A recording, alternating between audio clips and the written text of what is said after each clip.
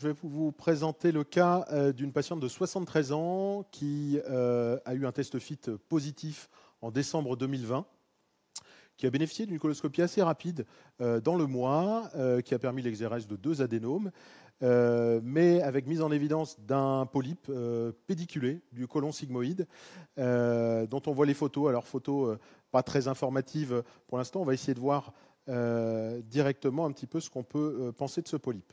Les objectifs pédagogiques sont de décrire les critères et conditions de réalisation d'une polypectomie difficile.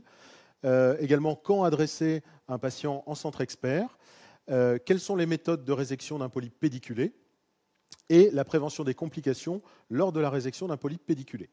Alors, on a déjà commencé à monter la coloscopie. On va vous montrer par la suite. On est équipé d'un coloscope pédiatrique Fujifilm avec canal thérapeutique de 3,2. C'est un EC760P VM.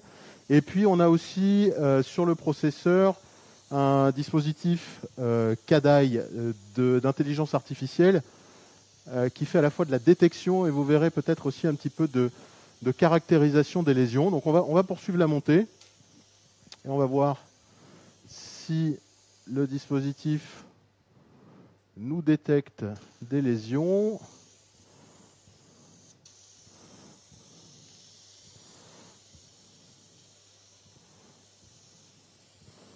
Alors, on l'a vu dans le sigmoïde, c'est une dame qui a pas mal de diverticules. Donc je suis accompagné pour ce geste du docteur Arna Shelom, qui travaille donc également dans le service d'endoscopie. Bonjour. Et comme infirmière, Karine.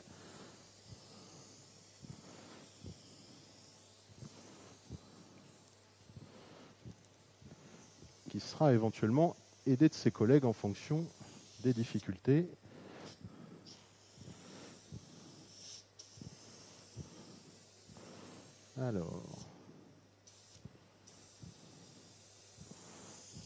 Alors c'est une dame qui a déjà eu une coloscopie. Alors la probabilité qu'on lui retrouve un autre polype est relativement faible, mais quoique, voilà, vous voyez, le dispositif a détecté, le CADAI a détecté la lésion.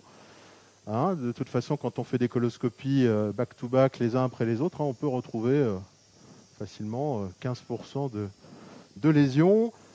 Donc voilà, là le dispositif l'a détecté. Il y a un petit bip qu'on entend. Et en fait, si on passe en BLI,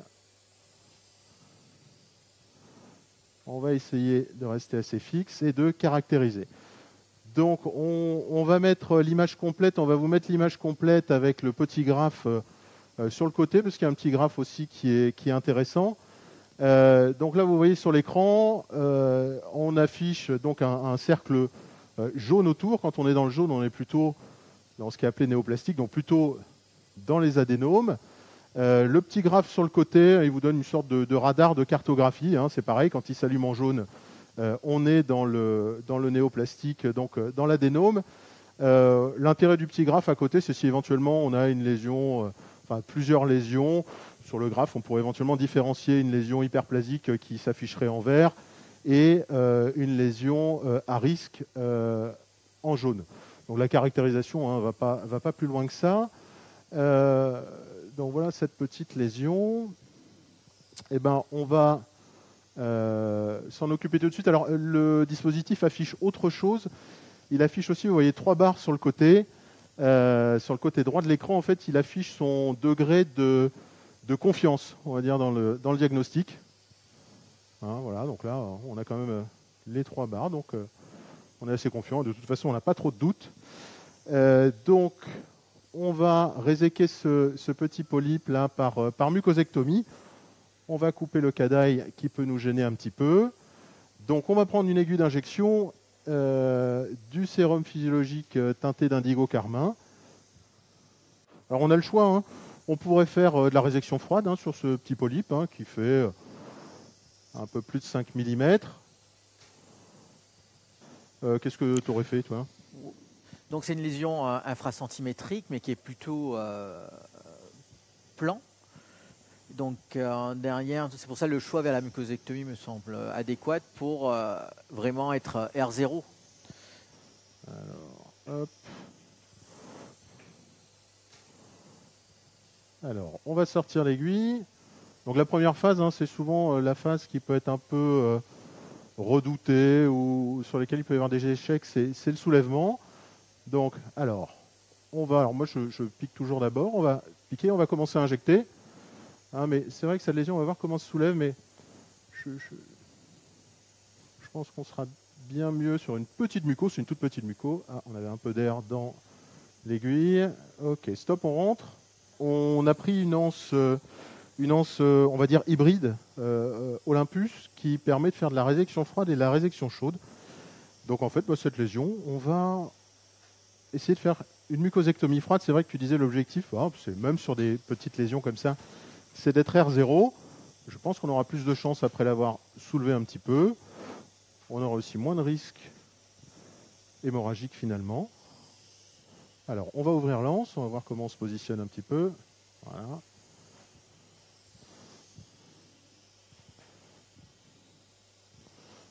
Hop. On va se mettre comme ça. Alors, il y a les petits hématomes devant. Et on va commencer à la fermer. Vas-y, vas-y, vas-y. Voilà, parfait. Bon, on a l'air d'avoir un petit peu de marge. Hein. On est bien. Et on va pouvoir couper. Donc, on ferme à fond. Voilà. Voilà. On va l'aspirer. On a mis un piège à polype. Ce qui est assez pratique pour récupérer les pièces.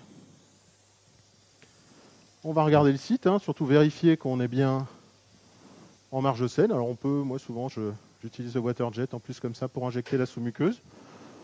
Voilà. Bon, qu'est-ce que tu en penses? Comme ça, on voit bien le site d'exérèse. Là, on voit très bien que les marges sont saines. Donc, macroscopiquement, on est plutôt d'une résection complète. Ok. Alors, il ne faut pas avoir peur du petit pédicule de sous-muqueuse qui est au centre. Hein. C'est vrai que ceux qui démarrent la technique peuvent parfois se poser des questions là-dessus. Donc, on a récupéré le polype, on a identifié sa localisation pour l'anapathe et pour le suivi. Alors, le dispositif semblait avoir détecté quelque chose. Peut-être les résidus là, hein. C'est vrai que c'est assez sensible. Ça détecte parfois sur du côlon pas bien déplissé ou sur des résidus, ça va sonner, mais finalement ça se corrige très rapidement. Bon, on est monté jusqu'au bas-fond sécal, bien vu, et le dispositif ne nous a rien montré de plus. Alors, vous voyez, il bip toujours sur certaines choses, mais ça incite à regarder, mais finalement, on ne trouve rien. On poursuit la descente, on va voir si on trouve d'autres lésions, et puis on va descendre sur la lésion principale pour laquelle la patiente était adressée. Voilà, on poursuit. Alors, il faut bien regarder, bien laver, parce que l'intelligence artificielle, elle verra que ce que vous voulez bien lui montrer. Donc, il faut continuer à bien laver, bien déplisser le côlon. Bon, là, la préparation n'est pas parfaite, mais on peut laver. La pompe de lavage est faite pour ça. On peut parler un peu de l'intelligence artificielle, je ne sais pas ce que tu en penses, mais ça peut être une aide dans la détection. Alors oui, ça fait pas longtemps qu'on est équipé, qu'on se fait une expérience, mais effectivement, l'intérêt principal, alors finalement quand on a un bon taux de détection, je crois que l'intérêt principal, c'est surtout une aide pour éviter sur des programmes un peu longs les inconvénients de la fatigue. On sait qu'on sur des fins de programme, ça a été montré, finalement on a des taux de détection qui sont quand même moins bons. Je pense que ça c'est une aide intéressante pour ça. Encore une petite surprise au passage, voilà. Alors, on va remettre la caractérisation avec le graphe sur le côté. Pardon. On va voir ce que ça nous dit. Alors, bon là, je pense qu'il y a aussi du sang. Pour l'instant. Alors on voit sur le graphe, hein, ça mélangeait du vert, du jaune. Pourtant, il affiche un degré de confiance, mais je ne suis pas encore expert du CADAI, mais je pense que la machine doute quand même quand on regarde le graphe, même si elle affiche un degré assez important de confiance.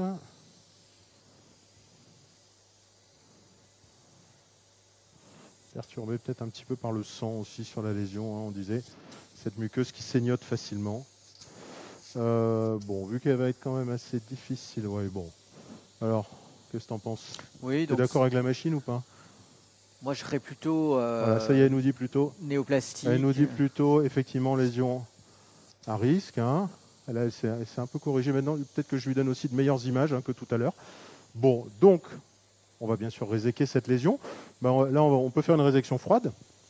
Ouais. On va reprendre notre anse, on va le faire à froid sans injecter. On va couper le CADAI parce qu'il pourrait nous gêner un petit peu.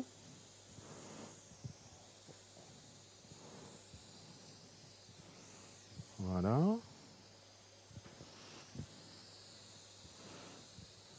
Petite lésion. Le HGE est très clair par rapport aux petites lésions infracentimétriques. Une résection à l'anse permet une résection complète. Alors, on va ouvrir. Ah oui, il y a un truc qu'il faut bannir hein, maintenant quand même, c'est la pince. Hein, c'est la pince froide. Hein, donc voilà, on essaie de prendre une bonne marge. On va fermer. Voilà.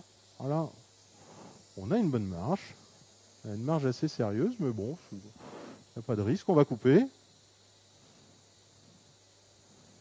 Alors, tu as des difficultés pour couper, donc ça veut dire qu'on a pris un petit peu, on a pris large, donc on a pris un petit peu de... peut-être un petit peu profond, peut-être avec un petit peu de sous-mucus. On va réouvrir un petit peu. Le petit truc, c'est de réouvrir un petit peu. J'essaie de ressecouer un peu mon anse, la mettre un petit peu plus... de relâcher un peu ce que j'ai en profondeur. On va refermer. On va recouper. Alors, non, d'un coup sec. Ils ne font pas plusieurs... Ça ne veut toujours pas, donc on va refaire la même manip, on va rouvrir. Je vais même peut-être me repositionner, si elle me le permet. Bon, j'ai peut-être été un peu gourmand, j'ai peut-être pris un peu large. On va fermer doucement. Allez, on coupe. Voilà. D'accord, il fallait relâcher un peu sur la profondeur. On va aspirer. On récupère notre polype. Hein, je regardais qui est situé à 60 cm de la marge anale. Donc on vérifie là. bien notre site de résection. On voit très bien que macroscopiquement, il n'y a pas de résidus. On va même bien regarder derrière, mais ça a l'air d'aller. Voilà. Bon.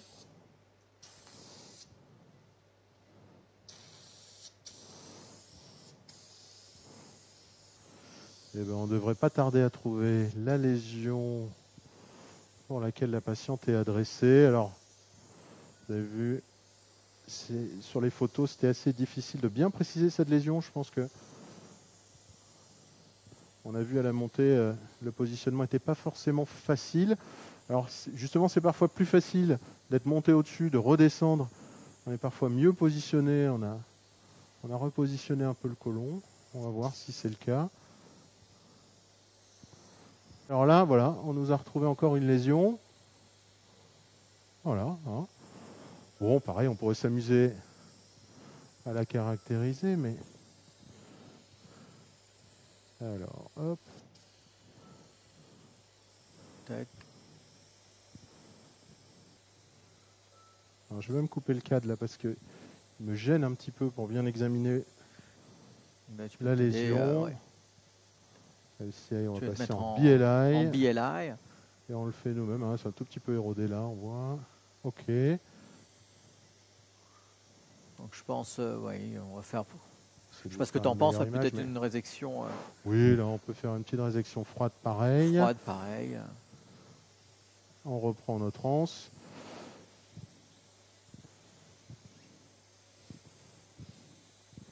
Alors j'ai pas un positionnement idéal là parce que ma lésion elle est quasiment opposée à mon canal opérateur. Alors pour les résections froides, c'est vrai qu'on est mieux soit une lésion en bas, soit on va dire sur la face droite de l'écran. Vas-y, ouvre. Ah, voilà. Donc effectivement, elle a peut-être souffert. Non, on va essayer. Alors, il y avait peut-être un résidu de notre précédent avec. Hein. Donc voilà. Alors voilà, c'est ce que je vous disais. Hein. Si on est positionné comme ça, on aura peut-être un peu plus de mal. Donc on va essayer de se repositionner différemment. Je vais essayer même de la mettre à 6 heures. Plutôt vers 6 heures, ouais. Voilà. Donc le positionnement est important. Hein. Le fait de se mettre à 6 heures permet une meilleure préhension. Alors, également. Ferme doucement, mais je pense que... Ouais, parce que là, en fait, j'ai mon otoscope qui est un peu retenu. On va ouvrir. Je n'étais pas bien. On se repositionne. Donc ça, ces petites lésions-là, la coordination entre l'aide et l'opérateur est essentielle. On va vérifier. Ok, tu peux couper. On va pareil l'aspirer. On va attendre que l'anse soit sortie, c'est plus facile.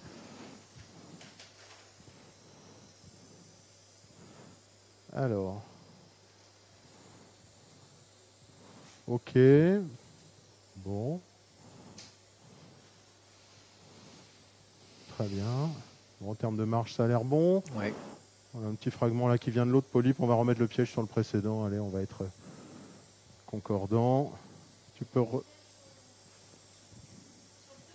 Oui. Voilà. Bon, on va continuer à descendre. Allez, on peut plus s'en passer. On va remettre le CAD.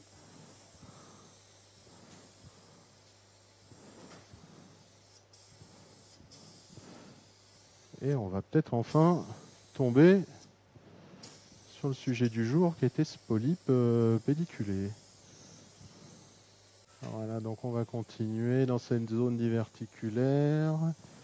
Et voilà, on commence à voir. Alors, on avait vu à la montée, il y a probablement un autre petit polype juste à côté. Et on devrait tomber. Voilà, je pense qu'il y en a deux. Voilà. Donc on voit, on a vu la tête. Et voilà, on devine le pied là. Alors je vais couper le CAD. Hein, parce que celui-là, on le voit bien. Voilà, un autre plus petit derrière. Et celui-ci, donc, avec un pied, alors. Donc c'est un polype pédiculé, hein, de type 1P, selon la classification de Paris. Bon, alors les polypes pédiculés, c'est vrai qu'il y a des caractéristiques qu'on aime bien apprécier pour voir un petit peu ce qu'on va faire. Donc, finalement, quand on doit réséquer ce type de polype, qu'est-ce qu'on a comme technique? Qu'est-ce qu'on peut proposer?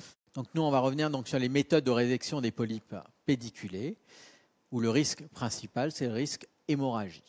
Les recommandations de l'ESG étaient très claires. Polype pédiculé avec une tête supérieure à 20 mm ou un pied supérieur à 10 mm, c'est soit l'injection d'un sérum adrénaliné ou une méthode mécanique d'hémostase de type endoloupe ou l'association d'injection de sérum adrénaliné associée à un clip en post-résection.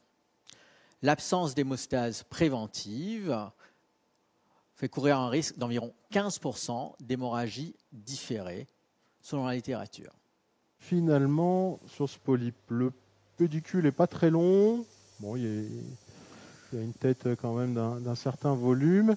On a le petit polype au-dessus. Je pense qu'on va essayer d'abord d'enlever le petit polype qui est au-dessus, parce que sinon il va peut-être nous gêner, ou on ne sait pas si on va le prendre en même temps. On va voir si c'est faisable, parce que dans ce côlon diverticulaire, on n'est pas très à l'aise. Alors ben là, on verra peut-être un peu mieux. Toc, toc, voilà, il y a celui-là, qui n'est pas si petit que ça, en fait, en face. Hein. Il n'est pas si petit que ça. J'aurais bien fait une muco sur celui-ci, et puis après, on s'occupera de l'autre avec le pied. Donc, on va prendre l'aiguille avec le bleu. On va enlever celui-ci, on s'occupera après de l'autre. Hein. Bon, faut quand même se méfier, on est en zone diverticulaire. Donc, Il faudra bien regarder, mais le soulèvement va nous dans ces colonnes dégager un peu diverticulaires ça. aussi, je ne sais pas ce que tu en penses, Julien, le positionnement est souvent difficile. Ouais. On peut s'aider aussi de se mettre en immersion également. D'un capuchon aussi, transparent. Hein, c'est vrai qu'on aurait pu, c'est quelque chose qu'on avait discuté avant. Est-ce qu'on mettait un cap ou pas? Bon, on était plutôt parti pour pas en mettre, mais sur des zones difficiles à dégager, des pieds difficiles à dégager, c'est vrai que ça peut avoir son avantage. Bon, là, on n'a pas pris le parti de redescendre et d'en mettre un. On va essayer d'y arriver comme ça. On va essayer de bien injecter d'abord derrière. Donc, je vais regarder pour l'instant. Ok, je vais essayer d'injecter derrière pour me le ramener devant. Alors. Toujours, tant que c'est possible, hein, d'essayer d'injecter derrière. Sors l'aiguille, injecte. Pour amener le polype vers soi. Hop. Voilà. Stop, on va déjà regarder un peu comment on est. Il ne faut pas non plus qu'on injecte trop pour être embêté de l'autre côté. Tu as rentré l'aiguille, rentre l'aiguille. Ok, donc là, ça va. On va injecter sur le côté maintenant de cette petite lésion. Je me demande s'il n'a pas un tout petit pied lui aussi.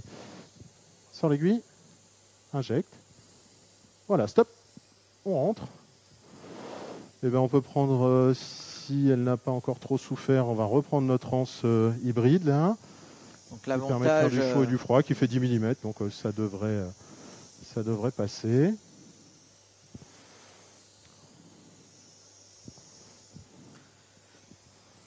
L'avantage de cette anse hybride, c'est faire du chaud et du froid également. Ouais, je pense que économiquement, c'est pas inintéressant quand on a plusieurs polypes à enlever avec différentes techniques. Voilà, on peut faire un peu de muco, un peu de résection froide. Alors c'est vrai qu'il faut faire attention un petit peu à ce qu'on sort. Hein. On veut sortir diverses anses de toutes les tailles, de tous les types, mais bon, faut essayer de réfléchir un petit peu à notre stratégie aussi, à ce qu'on fait, ce qu'on utilise. Vas-y, ouvre.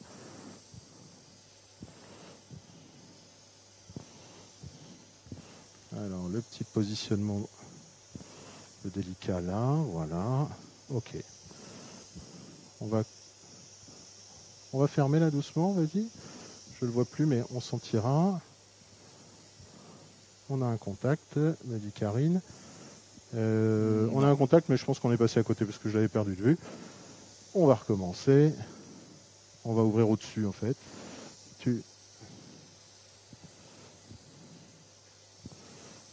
En fait, cette anse, en fait, elle a un brin un peu long avant l'anse.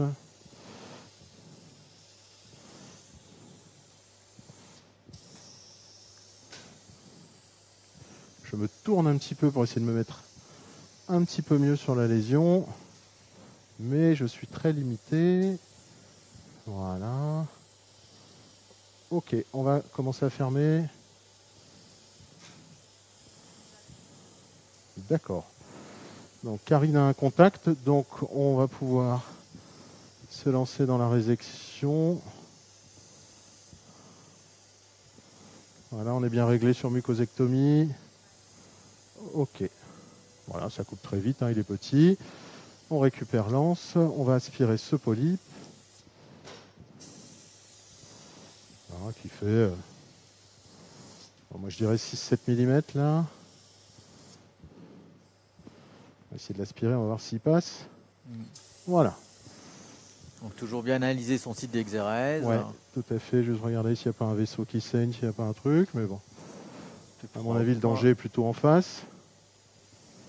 Ok. Donc là, on peut revenir un peu sur ce polype pédiculé.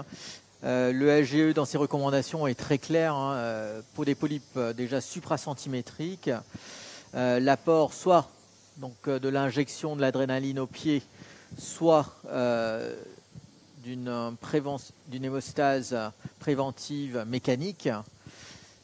Endoloupe, finalement. Endoloupe, voilà. Arrête, donc il y a toujours... Là, clairement, il n'y a pas la place pour un endoloupe. Hein. Il y a un pied, mais il est plutôt court, un peu large.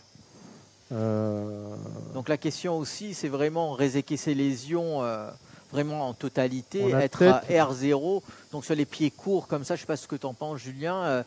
une injection et résection à l'anse est plutôt indiquée, quoi. Ah oui, oui, résection à l'anse. Après injection, moi je vais faire injection du pied avec du sérum adrénaliné. Alors là, regarde, je pense que sur le pied, hein, on a les petites zones là un peu jaunâtres. Un peu jaunâtre. Est-ce qu'on pourrait évoquer un chicken skin, par exemple? Donc là, on voit bien hein, le chicken skin. Voilà, on le voit là.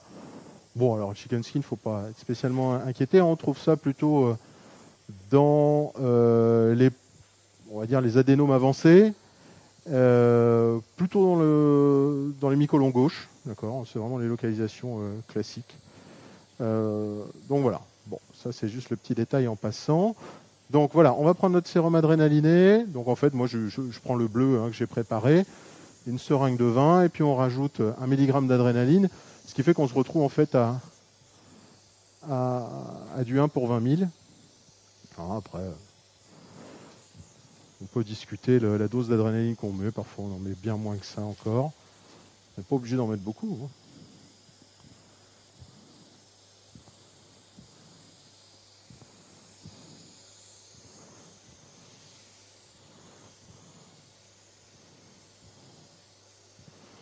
Je vais l'injecter comme ça, mais il faudra probablement que je me repositionne après pour l'enlever.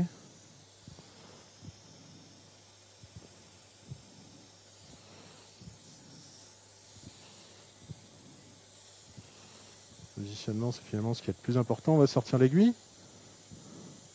Allez, on va commencer à injecter, vas-y. Ok, stop, rentre.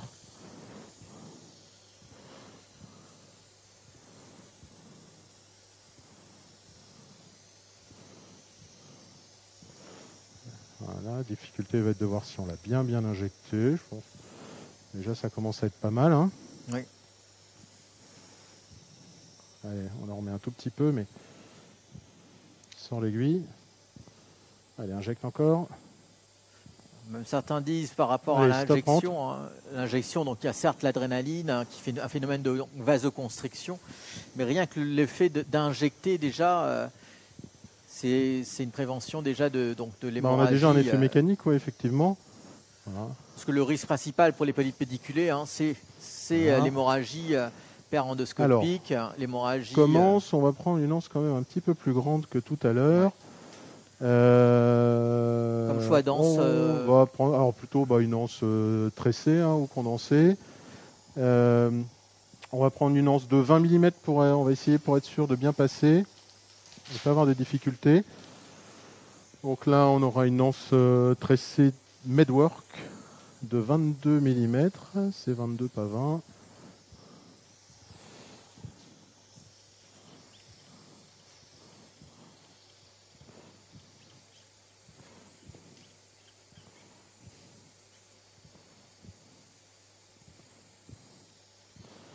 Voilà, je vais me mettre un petit peu au-dessus. On va l'ouvrir déjà, voir un peu comment on se met, comment on se positionne. Voilà, on se fait éjecter un petit peu par l'anse, mais ça après, il faut corriger.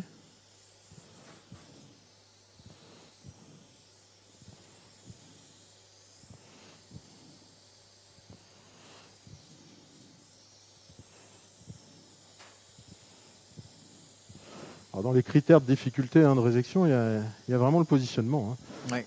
Cette patiente, elle est adressée par quelqu'un qui sait enlever les polypes et des gros polypes, mais qui effectivement était gêné par la localisation et le positionnement aussi. On va l'amener un petit peu vers nous. Alors comme on disait tout à l'heure, après il y a l'immersion aussi qui aurait pu nous aider. Mais... Allez, tu la sors, je vais essayer de l'avoir en descente, de me positionner.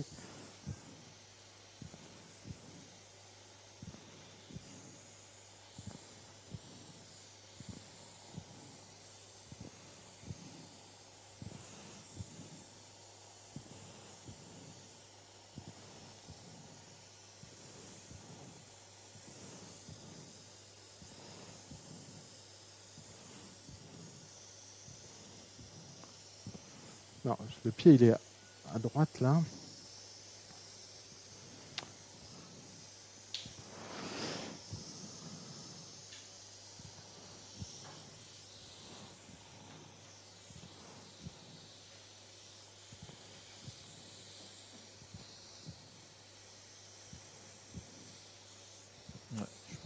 là. Alors, est-ce qu'on est mieux?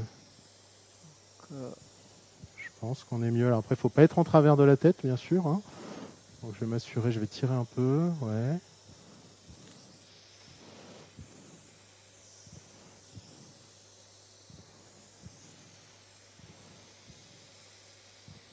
Toujours pas bien. Hein.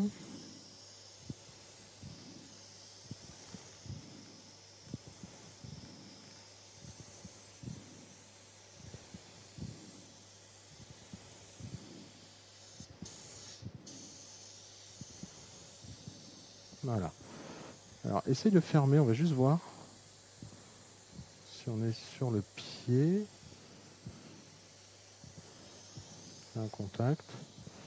Alors, la vérification est assez difficile. Hein. Ah. Alors, on est dessus, on n'est pas très au ras. Et on y est.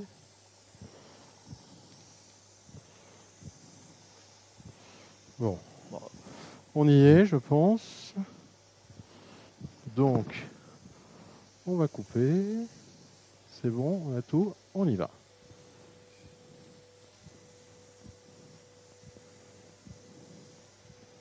Ok, on l'a eu. Alors, on va repousser un peu et essayer de regarder notre site de résection. Bon.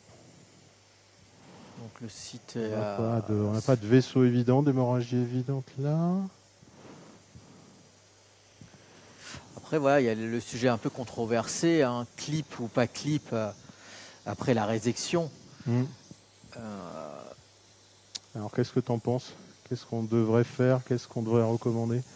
En fait, je pense que le clip est surtout recommandé chez les patients qui ont un traitement anticoagulant ou avec un terrain aussi qui peut influencer cela. Je ne sais pas ce que tu en penses, mais là, vraiment, le site d'Exérèse, en mettant l'adré avec la vasoconstriction, il faut vraiment aller à la chasse vraiment du vaisseau. Vraiment, effectivement, ça peut retarder le saignement. Ça peut retarder le saignement. Ouais. Je suis d'accord avec toi. Alors, pareil, on discutait du capuchon tout à l'heure. C'est vrai que aussi pour vérifier notre site de résection, il aurait été un peu plus aidant. Hop. Bien vérifier son site. Bon, on va peut-être là essayer juste de descendre notre polype. Alors, on va l'attraper avec notre anse. Vas-y, ouvre, parce que bon, il rentrera jamais dans l'aspiration et dans le piège à polype. On va pas sortir un filet. On va essayer de le faire avec ça. On pourrait le faire aussi juste avec l'aspi du tube, mais ça sera peut-être plus délicat dans son sigmoïde. On va fermer tranquillement, juste pour l'attraper. C'est bon, tu l'as suffisamment? Allez, on va déjà le descendre. Et on retournera voir. Ouais. Ferme un peu plus. Voilà, donc la lésion ici. Alors, on peut se demander un petit peu la marge de résection, hein, déjà sur le spécimen. Donc on va aller regarder. On va remonter voir un petit peu le site. On en parlait tout à l'heure. On va essayer de monter avec un capuchon transparent, histoire de dégager un petit peu la zone. Voilà, bon, on est remonté, hein, comme on l'avait dit, avec un capuchon transparent, parce que vraiment, c'est difficile de dégager cette zone. Donc ça, c'est le premier polype qu'on a enlevé, je pense, tout à l'heure. Ouais. Alors, parce qu'en regardant la pièce, on peut se demander si on n'était pas un peu au ras du collet, en fait, hein, qui est une zone importante, finalement, dans ces polypes pédiculés, le collet. Donc et finalement, voilà, on parlais de l'importance du collet. Voilà, on a un autre polype à côté, hein, c'est vrai qu'on l'avait repéré tout à l'heure. Hein. On l'enlèvera aussi après. Et donc là, notre base de résection tout à l'heure, alors le pied c'est un peu écrasé. Alors on a toujours l'aspect de chicken skin là, hein, mais qui n'est pas de l'adénome. Macroscopiquement, on est plutôt. Qu'est-ce que tu penses de la base? Macroscopiquement, on est plutôt. Vous voyez, là, on a quasiment plus de pieds, plus de pédicules.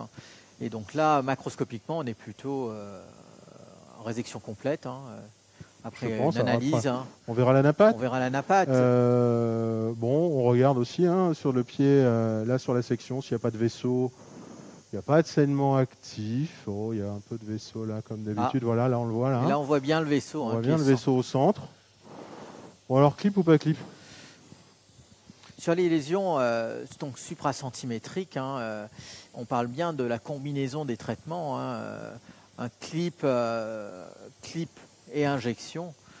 Je pense on diminue encore les risques de saignement. Moi personnellement, je mettrais plutôt un clip. Ouais. D'accord. Alors on va mettre un clip. On va prendre un clip. On n'est pas obligé de mettre un gros. On va prendre un 11 mm. Je pense que ça va suffire. Hop. Je pense que c'est vraiment un proscrit dans les polypes pédiculés. C'est le clip avant résection, Julien. Le clip avant, ouais, ça reste débattu, un sujet encore discuté, mais effectivement, il y a eu des cas de perforation. Il y a un taux de complication qui n'est pas négligeable. Par rapport à la diffusion du courant. On va déjà ouvrir au bord du capuchon. Alors ce serait mieux si on avait un peu de pied de le prendre en latéral, mais là on ne pourra pas, ça va être difficile. Ferme pour voir, juste pour voir. Ok, clip. Donc là vous avez vu le cap, vraiment on arrive vraiment à centrer. On a bien vu le vaisseau tout à l'heure. Ok, bon je pense qu'on est dessus. C'est vraiment une aide. Ouais. Ok, on a notre autre petit... Alors, après, qu'est-ce qu'on fera du résultat d'analyse alors finalement de ce polype? Est-ce que tu peux nous dire sur les polypes pédiculés? Le polype pédiculé. Est-ce que tu peux nous montrer des diapos sur les polypes pédiculés? Donc la définition des polypes transformés, c'est un adénome ou une lésion festonnée du côlon présentant un foyer d'adénocarcinome localisé ou étendu. Le risque d'envahissement ganglionnaire est nul en cas de carcinome intramuqueux, type TIS de la classification TNM, ou de la dysplasie de haut grade. Elle est variable selon l'envahissement de la sous-muqueuse, stade T1 selon la classification. Pour les polypes pédiculés, le Agit 1 ou 2, les risques est à 0. Le risque augmente avec le Agit 3 et 4 de façon exponentielle. Donc l'indication d'un traitement chirurgical complémentaire après résection endoscopique d'un cancer colorectal, l'Agit 3-4, l'envahissement de la marge verticale, l'envahissement en profondeur du front du cancer dans la sous-muqueuse à plus de 1000 microns, une tumeur peu différenciée, les emboles vasculaires ou lymphatiques et le budding de stade 2 ou 3. En cas de critères péjoratifs, un deuxième avis anatomopathologique est essentiel. Bien entendu, tous ces dossiers doivent être discutés en staff médico-chirurgical pour évaluer le balance bénéfice-risque, notamment le terrain des patients, ainsi que le risque ganglionnaire estimé. Bon, donc on a enlevé ce polype pédiculé, tu nous as présenté les critères de résection, les critères carcinologiques. Bon, qu'est-ce qu'on fait finalement ce polype? On le repère en endoscopie, il est assez facile à repérer. Finalement, on est à même pas 20 cm de la marge anale.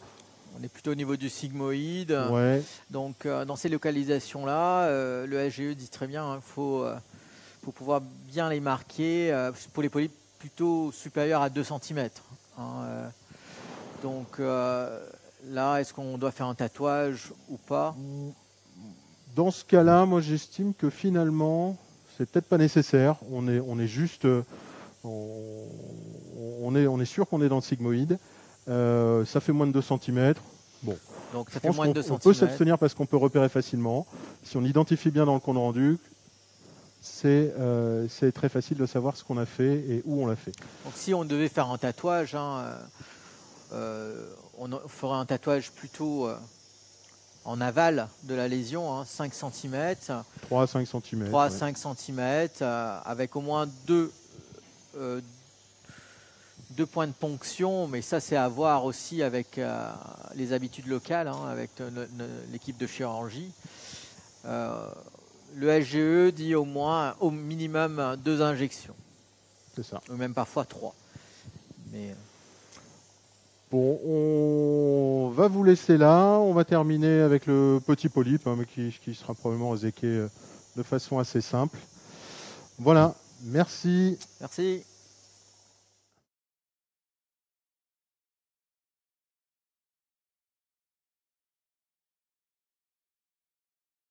Je vais vous présenter le cas d'une patiente de 86 ans donc, qui nous a été référée pour donc une LST homogène de 4 cm qui nous est décrit proche de la valvule iléosécale. Donc, objectif pédagogique de ce cas, donc, c'est discuter du diagnostic donc, optique des lésions coliques planes quand il faut référer certaines lésions à un centre expert et donc évaluer les facteurs de risque et les difficultés de résection. On discutera également des méthodes de résection des LST, des résultats et de la prévention et de la gestion des complications et quelle est la surveillance après résection. Donc pour se mettre un peu dans le contexte et pour commencer un peu la réponse, quand est-ce qu'il faut adresser les lésions dans un centre expert, je crois qu'il faut maintenant essayer de bien connaître la classification Connect en fait, qui a été réalisée avec Mathieu Pioche et Jérémy Jacques. Donc on peut voir que dans cette classification, en fait, quand il faut référer un expert, donc c'est vous avez des lésions qu'on ne va pas enlever, hein, qui sont les classifications H, qui sont les lésions hyperplasiques. Il y a les lésions ici que vous allez plutôt adresser aux chirurgiens qui d'emblée vous apparaissent suspects. Et du coup, il faut se concentrer plutôt sur les lésions 2A et 2C. Alors pourquoi ? Vous allez avoir les situations les plus simples en fait, où ce sont des lésions, soit ce sont des lésions typiquement festonnées, soit des lésions qui sont planes et régulières. On va voir des exemples tout à l'heure. Cela, vous allez prendre la décision soit de les réséquer si elles sont petites en monobloc, soit en piecemeal. Et c'est plutôt ces lésions 2C qu'il faut bien connaître, parce que c'est sur ces lésions-là qu'il faut se poser la question. Soit de faire une dissection sous-muqueuse ou une résection monobloc. Alors pourquoi ? Les lésions en fait granulaires homogènes des LST, ce sont celles-là en fait, ce sont vraiment celles qui n'ont aucune dépression, aucun nodule, et donc on voit en fait que le risque ganglionnaire est très faible. Par contre, toutes les lésions qui ont soit un nodule, soit une dépression, ou soit qui ne sont pas granulaires, vous voyez que c'est très rédhibitoire puisque le risque d'invasion sous-muqueuse augmente de façon significative. Donc c'est sur ces lésions-là qu'il faudra se poser la question, est-ce que je fais le geste d'emblée ou est-ce que je l'adresse à un centre expert ? Donc il faut vraiment que vous ayez dans l'œil en fait de repérer les macronodules dans les LST et les dépressions et bien repérer aussi les lésions non nodulaire. On est actuellement, donc on a monté la coloscopie, donc je suis en compagnie de Julien Gézéquel qui va me modérer sur cette session. Voilà, mon infirmière Jacqueline va m'aider. Et donc on a Youn, notre infirmier anesthésiste, et le docteur Huiban, donc le médecin anesthésiste qui a endormi le patient. Donc voilà, donc c'est une patiente qui nous est référée donc pour une lésion qu'on estime, qui était estimée à 4 cm. Donc vous pouvez juger là de l'aspect. Donc là, on a un peu nettoyé avant d'arriver. La préparation n'était pas parfaite. Qu'est-ce que tu dirais ? Première chose, donc on se rapproche un peu de la lésion pour apprécier un peu. Donc on voit que c'est quand même relativement régulier. On peut s'aider un peu du NBI ici. Donc, je dirais qu'elle est plutôt LST granulaire pour toute cette partie-là. Plutôt homogène. Alors si on se rapproche ici, on a une zone effectivement peut-être un tout petit peu pas franchement quand même déprimée, on ne peut pas dire déprimée parce qu'on voit encore le relief. Et donc là j'utilise un appareil qui est un pédiatrique. Donc chez dame âgée, elle avait un côlon diverticulaire assez difficile, ce qui nous a plutôt aidé. Par contre il est assez souple. Elle avait un méga dolicocolon, mais il a la particularité d'avoir un béquillage à plus de 180 degrés. On s'est dit sur cette lésion qui était annoncée proche de la valvule, mais finalement pas si proche que ça. T'as des préférences techniques pour aller vers un pédiatrique, un pédiatrique avec un béquillage à plus de 180 degrés, Ouais, sur certaines localisations, c'est vrai que ces appareils qui ont une rétroflexion à plus de 180 degrés, dès qu'on est dans le côlon droit, en rétrovalvulaire, surtout pour les lésions qui sont ici, là, en haut à gauche, c'est ça qui était un ou peu derrière annoncé, la valvule, ou parfois dans l'angle droit, ça reste, et pouvoir toujours faire une rétrovision, ça reste. C'est vrai que si on était en rétrovalvulaire, ça nous là, aurait peut-être bien aidé. On n'en aura pas besoin. Ouais. Ok. Donc on est au CO2 aussi, hein, on l'a pas dit, toujours. On va du coup pouvoir démarrer l'injection. T'as un plan, une stratégie là, du coup, comment tu procèdes toi Alors, il faut toujours commencer par la partie qui va être la plus difficile à décoller. Donc, on ne va pas commencer ici, là, tout de suite devant. On va plutôt commencer le décollement derrière, là plutôt en haut. Donc, toujours essayer de décoller à l'endroit le plus inaccessible, en fait. Ce qui va faciliter, en fait, le fait que la lésion va revenir un peu vers nous. D'accord. Alors, je sors mon aiguille. Et finalement, j'ai un peu de difficulté à sortir, parce que je suis un peu en un méga dolicocolon. Je suis un peu très. J'ai mis tout le tube là, même en débouclant. J'ai un peu de difficulté à sortir. Donc la description de la LST, tu disais donc c'est plutôt une LST granulaire homogène avec peut-être une zone non granulaire. Hein, tout à fait. Sortez s'il vous plaît. Sur laquelle il faudra se méfier, je pense aller vers sur cette petite zone, essayer de l'avoir en monobloc, parce que je pense que la stratégie là, du coup, on partirait, vu la taille, ouais, plutôt sur du piecemeal. Vas-y, injectez. On aura probablement on ne pourra pas l'avoir en monobloc, et c'est vrai qu'on en a souvent discuté ensemble. Il faut se méfier aussi de la taille de l'anse. On a eu, Stop. et on n'est pas les seuls pour avoir discuté avec d'autres des mauvaises expériences avec des anses de 3 cm par exemple, qui sont bien plus à risque. Donc il ne faut pas forcément chercher les très grandes anses. Donc là je reprends ma bulle, allez-y. Donc je fais déjà la partie qui est la plus loin en fait. Stop. Donc cette lésion, elle nous a été référée, adressée. À partir de quand finalement tu penses que... à partir de quand il faut adresser finalement, quand on n'est pas expert soi-même, les lésions? Est-ce qu'il y a des critères Vas-y. Allez-y. Alors, stop. Pour ce qui est de chacun a ses limites finalement. Fermé. Il peut y avoir soit des critères de taille, soit des critères liés en fait au type de lésion. Alors c'est vrai que si on a une LST granulaire complètement homogène et qu'on est sur du piecemeal, ça va dépendre effectivement, chacun a sa limite pour les tailles de lésions en fait. Oui. Et concernant, allez-y, sortez.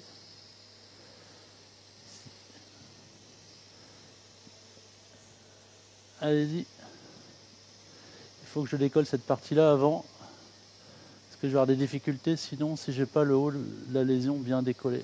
Voilà. Et ensuite, si on part sur du monobloc, se posera la question effectivement d'une dissection ou pas.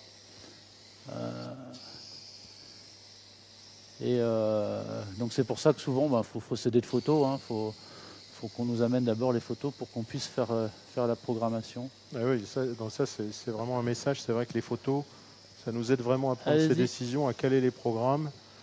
On ne part pas sur les mêmes durées de geste.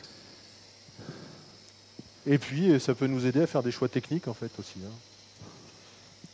avant d'y aller.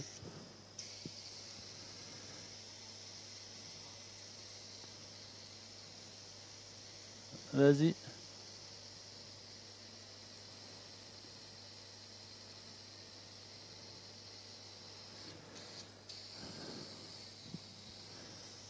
Alors maintenant, on va faire la partie la plus vers nous, et c'est là qu'on va voir que la lésion risque de repartir derrière le pli. Vas-y. Donc, stratégie, tu commences derrière, tu la ramènes vers toi. Stop. Et on reprend devant. Rentrer. Là, je suis pas très à l'aise parce que je suis en bout de tube. Et j'ai beaucoup de difficultés en fait à me positionner bien en face.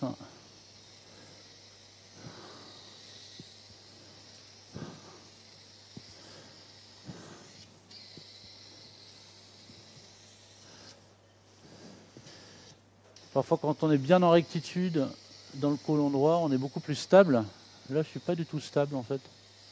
Alors, finalement, le positionnement, c'est un des facteurs les plus limitants dans les résections. C'est vrai que la taille de la lésion en elle-même, c'est pas.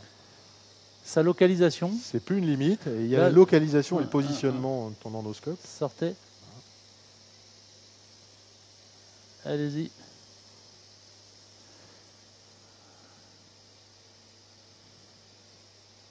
Là, c'est pas... Ça y est, ça commence là. À bien se décoller. Stop. On a fait presque le tour. Et il nous restait plus que justement la partie un peu plus plane là. Voir si elle se décolle bien. Mais bon, elle est comme régulière. Hein. Allez-y.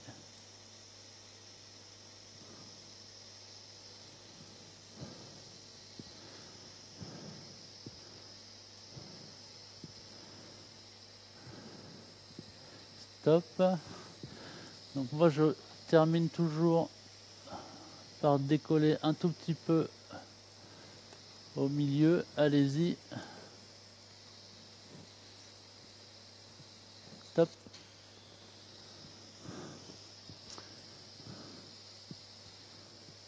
Pour essayer d'avoir le maximum de sécurité en fait. Bon, c'est sûr que là, vu l'aspect du décollement et la localisation, on va sûrement pas viser le monobloc. Non. Je pense que ce serait prendre aussi des risques importants.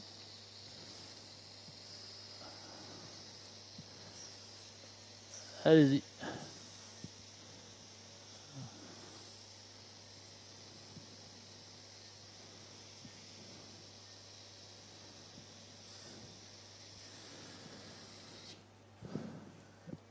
Ok, rentrée. Bon, je ne sais pas si on peut faire beaucoup mieux là au niveau du décollement. Donc, on va peut-être tenter dans un premier temps d'attraper cette zone-là. Ce qui va pas être simple parce qu'elle est derrière. Non. Bon, il faut qu'elle On va soit voir un comment moment en ça monobloc ou alors. Ouais, on va prendre une Resection Master du coup, 22.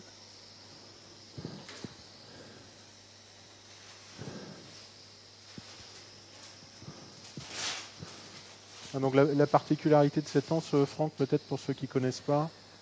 Ouais, c'est une anse en fait qui est monobrin mais qui ressemble un peu à un ruban. Mais elle a surtout une particularité, c'est que pour des lésions un peu comme celle-là, où on n'a pas un décollement qui est complètement convexe, ça permet quand même de bien s'accrocher. Elle a une proportion à bien accrocher les lésions. Par contre, elle coupe assez, comment dirais-je, elle coupe assez vite. Et il faut s'attendre à que ça saigne un peu plus. Donc là, j'ai toujours des difficultés à sortir parce que je suis en position poussée. Sortez l'anse.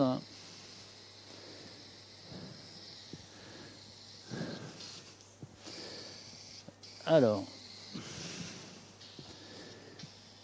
avant de démarrer, moi j'exsuve toujours un petit peu le côlon. Ce qui permet aussi de... Ça soulève un peu plus la lésion. Et je veux, là, comme je disais, je vais avoir des difficultés à mettre bien ma lésion en bas. Comme je suis en position poussée, j'ai un peu de la mettre. Je ne peux pas la mettre idéalement à 6 heures. Donc je vais tricher un peu. Je vais mettre ma pointe d'abord là-haut. Je pousse en fait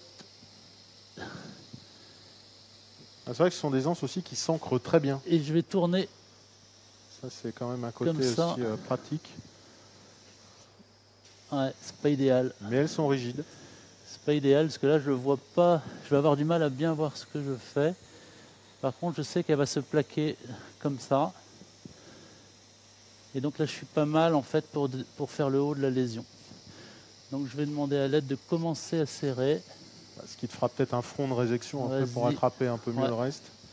Commence à serrer jusqu'à ce que tu sentes un contact. Donc l'infirmière me dit qu'elle a un contact. Ouais, j'ai pas l'impression qu'on a pris Non, je pense que tu es devant. forcément. Mais on peut pas se positionner mieux. C'est mieux si on voit. Mais là, pour plaquer l'anse correctement, en fait, j'ai pas le choix que de me mettre comme ça. On va commencer à couper cette première partie-là. Voilà, donc on voit qu'on a une partie. Donc on a commencé déjà à avoir la lésion. Là, on voit un peu mieux. Ouvrez. On va pouvoir terminer cette partie-là. La berge va t'aider, je pense, du coup. Ouais, là je Voilà, vais mieux voir là. En fait, je vais mieux voir. Je positionne pareil la pointe de lance, je sais où je démarre. J'essaye de plaquer mon anse vers la base ici. Commence à serrer tout doucement. Il faut pousser en même temps. Vas-y. Vas-y, vas-y, vas-y. Voilà, tu Jusqu'au ramènes. contact. C'est bon. On y va. Ok. Donc là, en fait, j'ai peut-être commencé ce qu'il ne faut pas faire par le plus facile, parce que je vais avoir beaucoup. Là, j'ai un peu de difficulté en fait à me la mettre à 6 heures. C'est toute la difficulté. Quand vous êtes à 6 heures, votre anse s'installe naturellement en fait. Mais là, en l'endoscope poussé, je peux pas me la mettre à 6 heures. Donc on va faire comme on a fait tout à l'heure. On va mettre la pointe de lance. Vas-y, commence à sortir. Sur la partie tout à fait haute de la lésion. Vas-y, ouvre complètement.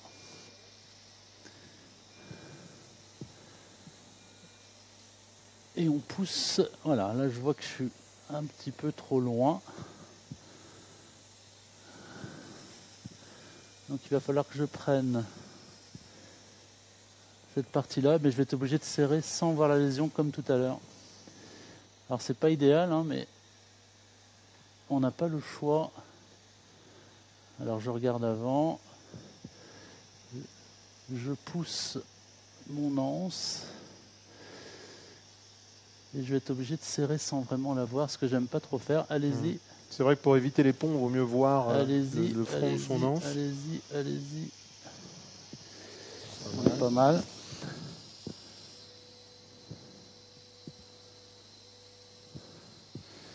Ok. Bon, on a fait le plus gros. Hop. Alors, tiens, attends. Je vais prendre la pédale. Non, tu vois, on n'a pas eu le haut de la lésion, mais bon, voilà. Donc il nous reste deux. Voilà. Pour ça, moi je prends une anse de 15 là maintenant. C'est ça ce que j'allais te demander, une anse un peu plus petite, pour Ouais. être plus à l'aise. On est beaucoup plus à l'aise. On va. Tu réinjectes ou pas? Pour terminer, là non, je sais pas. Oui, non, ça me paraît Je pense suffisant que aussi. on est assez bien décollé finalement. Ça saigne pas. D'habitude, ça saigne plus avec ce type d'anse. Et en fait, là, on prend cette anse, c'est vraiment la localisation qui nous embête.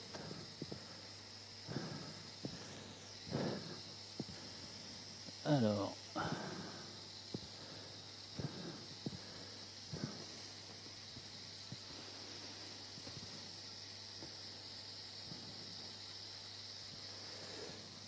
Vas-y, sortez. Ah, c'est la même anse, hein, mais elle est un peu plus petite. Donc on va peut-être voir un peu mieux. Donc je m'attaque d'abord à la partie que je vois pas bien, ce qui va me permettre de terminer par le plus facile. Donc là, je la vois pas bien encore. Voilà, donc je vais mettre ma pointe encore un tout petit peu plus haut. Ouais, elles existent même en 10 mm aussi, ces anses. Voilà, tac. J'essaye de prendre la berge. Là, il faut que j'aspire au maximum.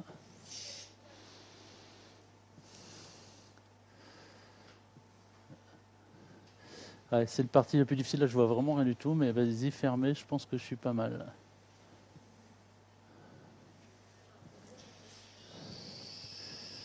Alors, on va regarder. Non. Ouvrez à nouveau. Allez-y.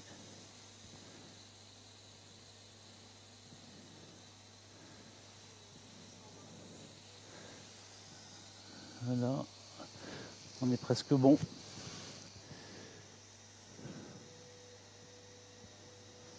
En fait, c'est parce que le contact est plus difficile là, parce qu'on est en, comment dirais-je, on est très poussé. Bon, on a presque terminé. Hein. On va terminer cette partie-là. Toujours exsuffler. Hein. Pensez à exsuffler. Ouvrez. Donc,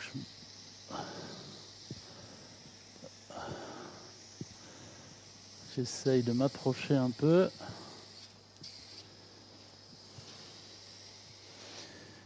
On n'a pas trop de pont. Hein. Non, ça a l'air d'aller. Alors, il faut que naturellement, elle se plaque bien. Voilà, là, on va peut-être voir un tout petit mieux ce qu'on fait.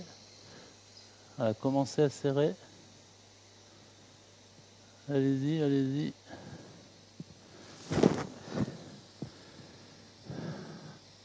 Tu as un bon contact, Jacqueline? On y va. Ok. Alors, qu'est-ce que ça donne? Ok, ben là, on a presque terminé. Est-ce qu'il y a un intérêt de coaguler? Alors, au niveau des berges, donc on peut le faire avec la pointe de lance. Les anses qu'on utilise, nous, sont des anses monobrin.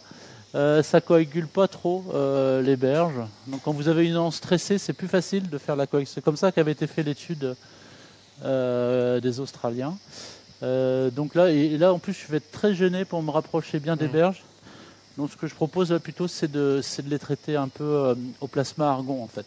Je vais être beaucoup plus à l'aise en fait. Donc là, on voit très bien le petit résidu adénomateux qu'il faut traiter. Donc là, on s'est réglé en plasma argon, en mode pulsé, limité à 20 watts, ce qui est vraiment, comment dirais-je, une puissance qui vous évite en fait. Donc on fait tout le tour de la berge. Bon. Il y a certains endroits, on n'a pas trop de doute, là c'est assez net, on voit pas de résidus adénomateux. Ouais, puis on a vu un des facteurs de risque aussi, c'est le saignement, c'est l'hémorragie. Bon là on n'a pas trop d'hémorragie, on n'est pas trop gêné pour voir les berges. Voilà, donc on fait tout le tour.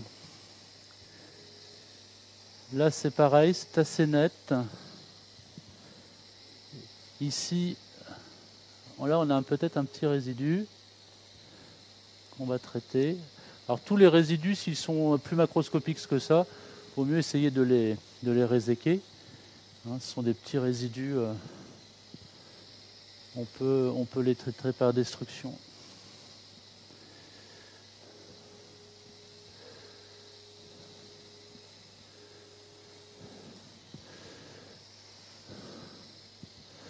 Là on a fait le tour. Donc forcément le pismil, on a un peu plus de risque de récidive, mais du coup on le diminue en utilisant cette technique là de coagulation de la berge. Au milieu, on n'avait pas de pont. Donc on n'a pas, comment dirais-je, à traiter le milieu. Ok. Bon, on parlait de risque en termes de risque. On a le risque hémorragique aussi après. Bon là, ça va pas saigner. Quand on regarde le site d'Exérèse, on n'a pas l'impression de voir trop de vaisseaux. On voit pas de vaisseaux visibles. Assez tranquille. Alors la question toujours, c'est la question récurrente, c'est est-ce qu'il faut finalement fermer les sites de résection? On va peut-être regarder des diapos. Je vais vous présenter quelques diapos Alors, à la question, faut-il fermer le site de résection? On a quelques réponses. Alors, vis-à-vis du risque hémorragique, si on regarde les guidelines de l'ESGE 2017, on nous dit qu'on ne doit pas fermer systématiquement le site de résection, mais finalement, pour certains groupes à haut risque d'hémorragie retardée, on peut se poser la question de le faire. Pour prévenir les hémorragies retardées, la littérature ne montre en fait pas de bénéfice à la prévention par clip, donc sauf peut-être pour certains groupes à risque, les patients sous anticoagulants ou antiagrégants, les résections dans le côlon proximal, côlon droit, ou les résections de plus grande taille, c'est-à-dire de plus de 2 ou 3 cm. L'autre problème et l'autre question pour fermer les sites de résection, c'est finalement le risque de perforation retardée. Quel élément on a éventuellement pour anticiper ou prévoir ce risque de perforation retardée? C'est ce qu'on appelle le target sign ou le signe de la cible. C'est le fait, en fait, de voir des lésions thermiques ou de résection de la muscularis propria, soit sur le site de résection, comme on voit sur la photo, soit sur le spécimen, sur la pièce. C'est important de le regarder aussi parce que ça peut donner des éléments diagnostiques.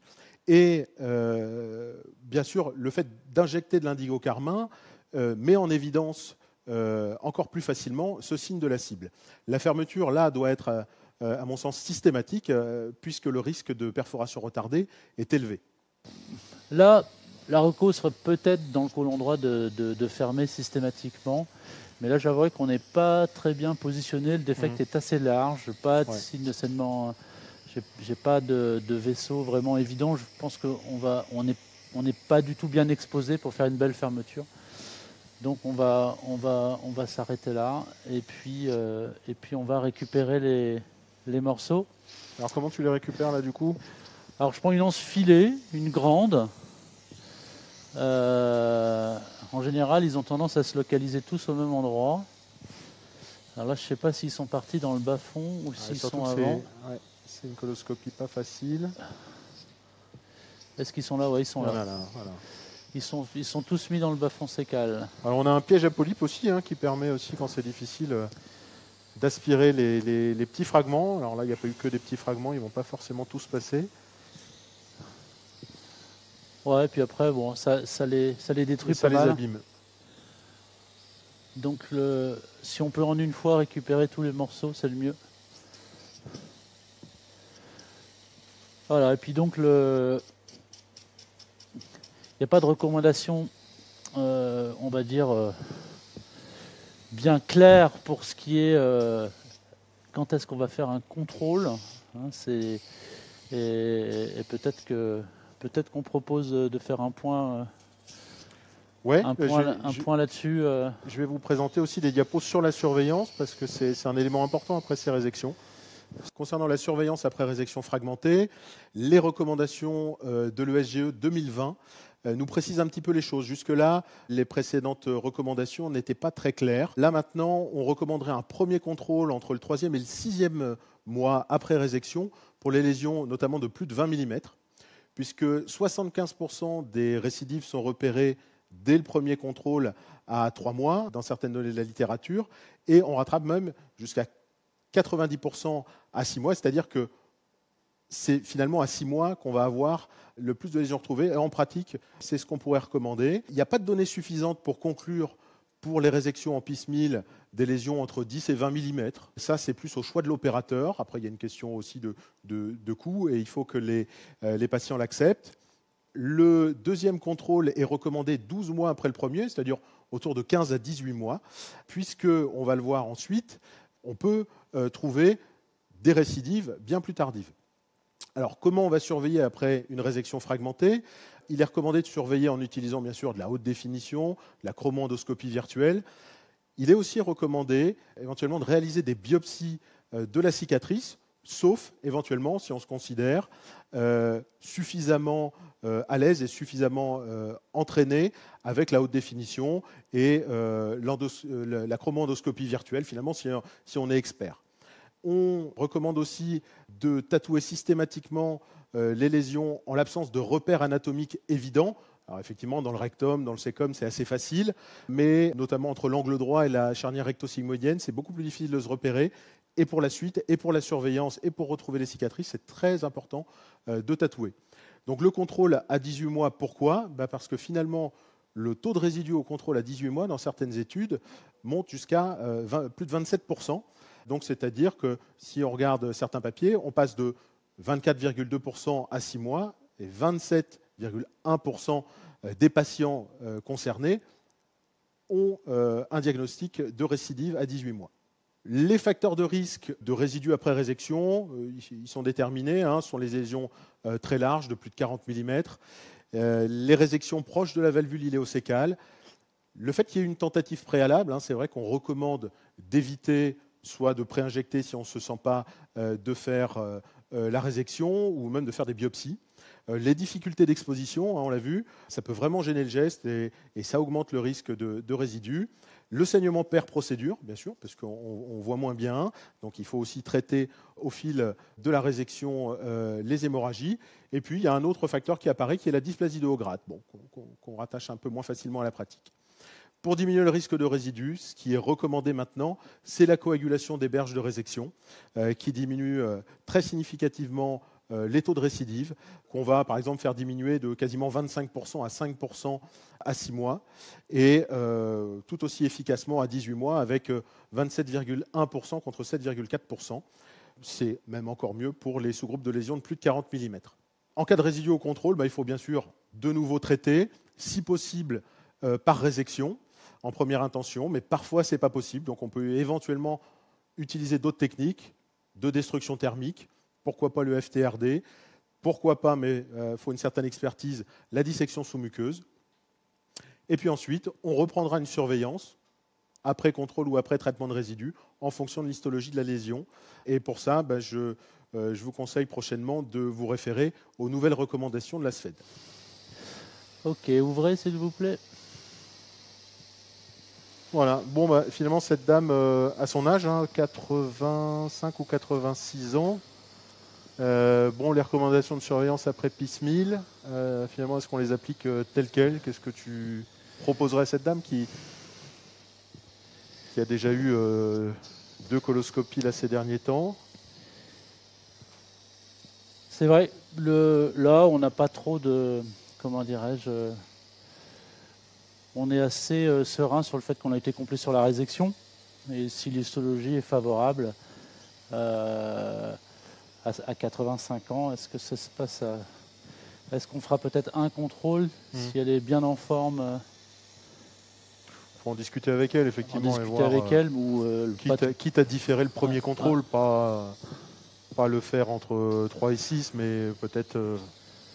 Alors 6 mois sûrement pas, mais si plutôt un contrôle, si on faisait là, ce serait 1 an, voire 2 ans, parce qu'elle aura 86 ou 87 ans, ou pas de contrôle, à son âge. Il faut discuter avec elle, parfois les patients âgés sont... Alors, je vais avoir des difficultés à la prendre, ce champ bout de tube. Il faut que je me positionne collé à la lésion et que je pousse dessus.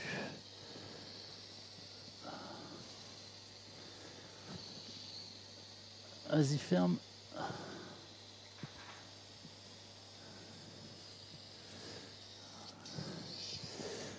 C'est toujours plus joli quand on voit, mais des fois... C'est toujours plus facile aussi. Mais des fois, il faut utiliser le... C'est un peu une des limites, une des critiques sur le piecemeal, c'est qu'on n'est jamais certain d'avoir récupéré 100% de la lésion. Je suis assez mal positionné depuis le départ. Et j'ai beaucoup de mal en fait à bouger, en fait, à changer de cadran de mon endoscope. L'idéal, ce serait même que je puisse ramener le morceau dans le côlon droit, le dernier, pour pouvoir l'attraper en fait.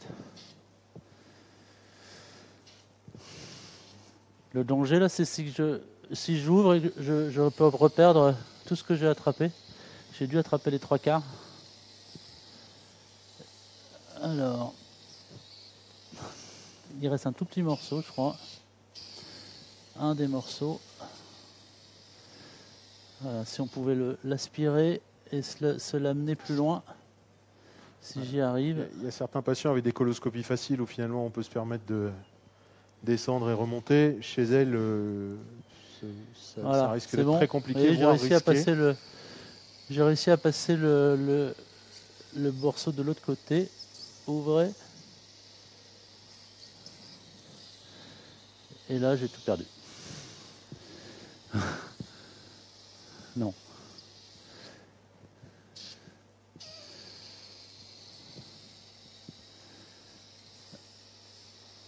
Alors. Si, fermé.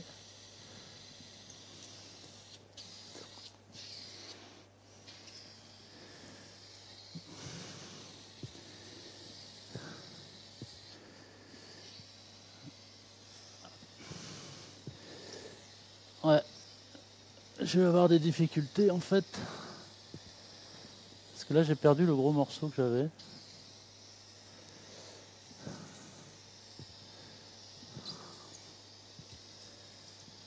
Ouvrez. À vouloir trop prendre tout, c'était ce que j'expliquais, on risque de perdre.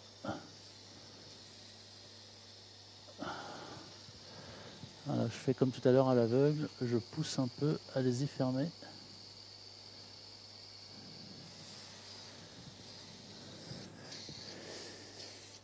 Et là c'est bon, je pense que j'ai attrapé le reste.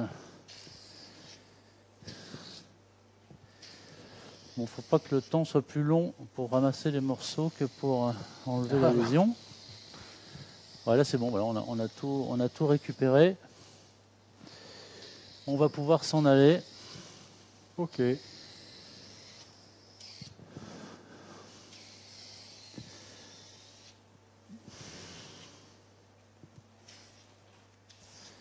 Alors je vérifie qu'il n'y avait pas d'autres qui étaient partis plus loin, mais je pense pas.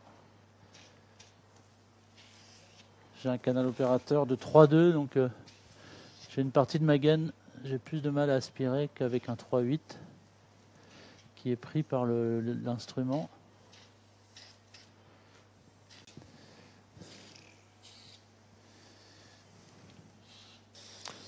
Ok, Bon, voilà, c'est bon on sort pour nous. tout ça. Bravo, c'était pas simple en localisation. Et c'est fait.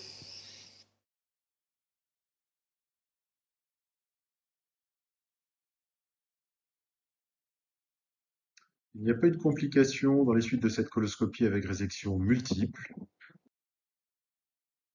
Les polypes retirés par résection froide étaient des adénomes tubuleux en néoplasie intraépithéliale de bas grade, catégorie 3 de la classification de Vienne. Le polype sessile du bas sigmoïde retiré par mucosectomie à côté du polype pédiculé était un adénome tubulovileux en néoplasie intraépithéliale de bas grade, catégorie 3 de la classification de Vienne. Le polype pédiculé du bas sigmoïde était un adénome tubuleux en néoplasie intraépithéliale de haut grade, catégorie 4.1 de la classification de Vienne. Comme vous pouvez le voir, il y avait une marge saine supérieure à 1 mm sur le pied de ce polype. Dans les suites de cette mucosectomie fragmentée, il n'y a eu aucune complication. Les 5 fragments ont pu être analysés. Il s'agissait d'un adénome tubuleux en néoplasie intraépithéliale de bas grade, catégorie 3 de la classification de Vienne modifiée.